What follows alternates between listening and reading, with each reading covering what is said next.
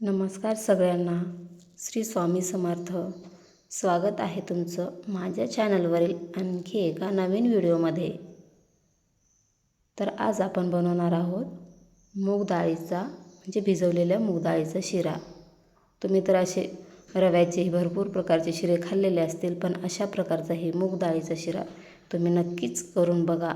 खूप जास्त तुम्हाला आवडेल. त्याची टेस्ट पण अगदी अप्रतिम येते. तसेच लहान मुलेही याला आवडीने खातील. आणि हे बनवायला जरासा टाईम आपल्याला इथे लागतो, पण खायला खूप जास्त टेस्टी लागतो. आणि तुम्हाला जर माझे व्हिडिओ जर आवडत असतील तर माझ्या व्हिडिओला लाईक, शेअर, सबस्क्राईब करायला विसरू नका. तसेच व्हिडिओच्या खाली कमेंटही करायला विसरू नका. कमेंट केल्यामुळं मला आणखी जास्त प्रोत्साहन भेटते की नवीन रेसिपी आपल्याला बनवण्यासाठी. तर हा मूग डाळीचा शिरा खायला एकदम टेस्टी, पौष्टिक, हेल्दी आहे. पण याला ना आपल्याला काही जास्त सामान पण लागणार नाही. तर इथं बघू शकतात की इथं मी 1 वाटी मूग डाळ घेतलेली आहे.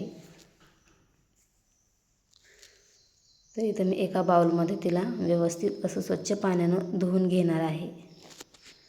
ही धुण्याच्या मागं एक कारण आहे की यावर जे बसलेली धूळ किंवा आपण एखाद्या वेळेस खराब होऊ नये म्हणून जे डाळीला पावडर लावतो ते व्यवस्थित असं निघून आपली डाळ ही एकदम स्वच्छ होईल. म्हणून त्याला व्यवस्थित असं 1 ते 2 पाण्यानं आपल्याला धुवून घ्यायचं आहे. इथं मी आता डाळ धुवून घेतलेली आहे. परत एकदा आपली डाळ पूर्णपणे मध्ये भिजल त्यापेक्षा तर नाही, पण वरी 2 ते 3 बोट आपलं पाणी आलं पाहिजे एवढं आपल्याला त्यामध्ये पाणी घालायचं आहे. कारण की ही मुगाची डाळ खूप जास्त फुलते, त्यामुळे आपल्याला पाणी थोडंसं एक्स्ट्राचंच घालायचं आहे. तर इथं आपल्या डाळीला हे 5 तास झालेले आहेत आणि ती व्यवस्थित अशी आपली फुगलेली आहे. इथं हवं तर तुम्ही ही डाळ रात्रभर पण भिजवून ठेवू शकता. तर आता याला ना आपल्याला मिक्सरच्या भांड्याला एकदम छान असं फिरवून घ्यायचं आहे. तर इथं याची ना एकदम बारीक अशी पेस्ट आपल्याला बनवून नाही घ्यायची, तर एकदम दरदरीत असं जाडसरच ठेवायचं आहे. त्यामुळं आपल्या शिऱ्याची टेस्ट आणखी जास्त वाढेल. तर इथे मी आता ना हे 1 वाटी डाळीसाठी अर्धा वाटी इथं गरम करून तूप घेतलेलं आहे. तर ते एकदमच आपल्याला नाही, तर जसं लागेल तसं आपल्याला घालायचं आहे. इथं तेल गरम झाल्याच्या नंतर यामध्ये मोठ्या 2 चमच्यानं मी इथं रवा घातलेला आहे. हा रवा घातल्यामुळं आपला हा शिरा खूप जास्त दाणेदार तर होतो, तसा टेस्टीही लागतो. त्यामुळं ना सुरुवातीला या रव्याला आपल्याला 1 ते 2 मिनटं व्यवस्थित असं फ्राय करून घ्यायचं आहे. तर याला अधूनमधून हलवून घ्यायचे, कारण की ते खाली चिकटू शकतो आणि ते आपला रवा जास्त करपू पण शकतो. त्यामुळे आपल्याला असं एकदम छान असं उकळी फुटेपर्यंत त्याला आपल्याला परतून घ्यायचं आहे. आणि हे छान असं परतल्याच्या नंतर त्याच्यामध्ये आपण जी बारीक केलेली मूग डाळ आहे ती आपल्याला टाकायची आहे आणि तिला व्यवस्थित असं मिक्स करायचं आहे. तर इथे एक गोष्टीची काळजी घ्यायची, ही मध्ये डाळीचं ही पेस्ट टाकताना आपल्याला गॅस पूर्णपणे बंद करायचा आहे आणि त्याला व्यवस्थित असं आपल्याला हलवून घ्यायचं आहे. कारण की ही डाळ खूप जास्त खाली चिटकते. कोणतीही कढई जरी असेल तर ही डाळ चिटकते.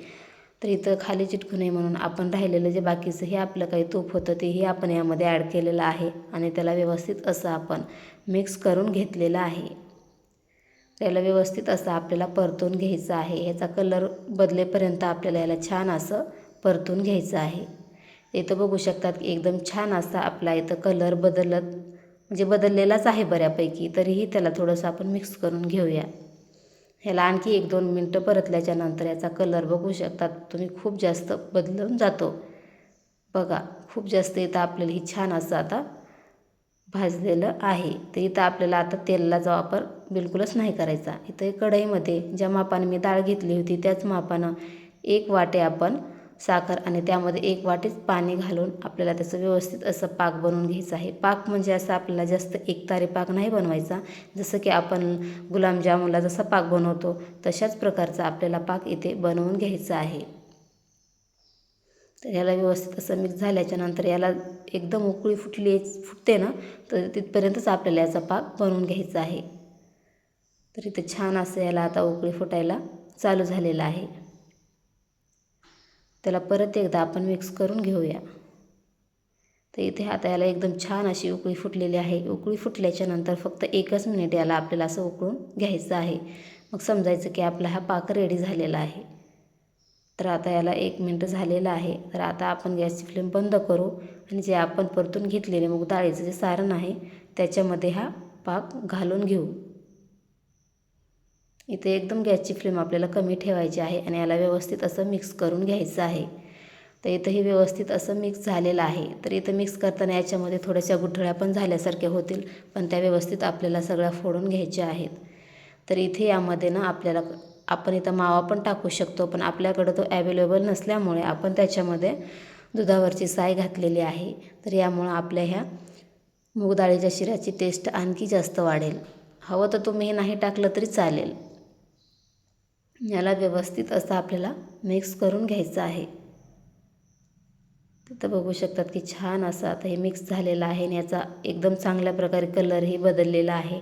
तर यामध्ये आपण काही काजू किंवा बदाम कट करून आपण घालू याच्यामध्ये, तर खायला आणखी जास्त छान लागेल. तर बघू शकतात की छान असं याला आपण मिक्स करून घेऊया.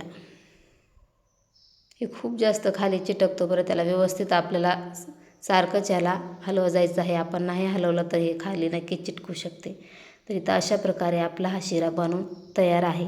तर इथं आता आपल्याला ह्याला ना एका बाउलमध्ये व्यवस्थित काढून घ्यायचं आहे.